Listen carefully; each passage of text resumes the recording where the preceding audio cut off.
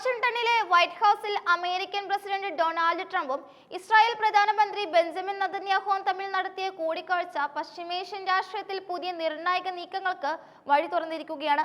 Trump രണ്ടാമതും അധികാരമേറ്റെടുത്ത ശേഷം ഇരു നേതാക്കളും തമ്മിൽ നടത്തുന്ന ഏഴാമത്തെ കൂടിക്കാഴ്ചയായിരുന്നു ഇത്.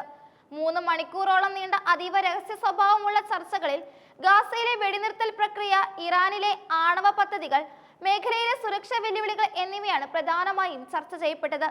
മാധ്യമങ്ങളെ പൂർണ്ണമായും ഒഴിവാക്കി നടന്ന ഈ കൂടിക്കാഴ്ചയുടെ വിശദാംശങ്ങൾ പിന്നീട് ട്രംപ് തന്റെ സോഷ്യൽ മീഡിയ പ്ലാറ്റ്ഫോമിലൂടെയാണ് ലോകത്തെ അറിയിച്ചത്. ഗാസയിൽ നടപ്പിലാക്കപ്പെട്ട വെടിനിർത്തൽ കരാറിന്റെ ആദ്യഘട്ടം വിജയകരമായി പൂർത്തിയാക്കിയ പശ്ചാത്തലത്തിലാണ് ഈ കൂടിക്കാഴ്ച നടന്നത് എന്നത് ശ്രദ്ധേയമാണ്.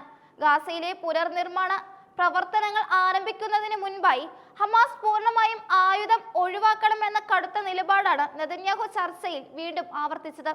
ഇസ്രായേലിന്റെ സുരക്ഷാ താൽപര്യങ്ങൾ സംരക്ഷിക്കുന്നതിനോടൊപ്പം തന്നെ മേഖലയിൽ സമാധാനം പുനഃസ്ഥാപിക്കാനുള്ള ബോർഡ് ഓഫ് പീസ് എന്ന തന്റെ ബൃഹത് പദ്ധതിയെക്കുറിച്ചും ട്രംപ് വിശദീകരിച്ചു. ഗാസയിലെ പുനർനിർമ്മാണത്തിനായി ഫണ്ട് സമാഹരിക്കുന്നത് ഉൾപ്പെടെയുള്ള കാര്യങ്ങൾ അടുത്ത ഘട്ടത്തിൽ പരിഗണിക്കപ്പെടുമെന്നാണ് റിപ്പോർട്ടുകൾ സൂചിപ്പിക്കുന്നത്. ചർച്ചയിലെ ഏറ്റവും പ്രധാനപ്പെട്ട വിഷയം ഇറാനുമായുള്ള ആണവ ചർച്ചകളായിരുന്നു. ഫെബ്രുവരി 6-ന് ഒമാനിലെ മസ്കറ്റിൽ വെച്ച് അമേരിക്കയും ഇറാനും തമ്മിൽ പരോക്ഷമായ ആണവ ചർച്ചകൾ നടന്നതിന് തൊട്ടു പിന്നാലെയാണ് നെതന്യാഹു വാഷിംഗ്ടണിലെത്തിയത്.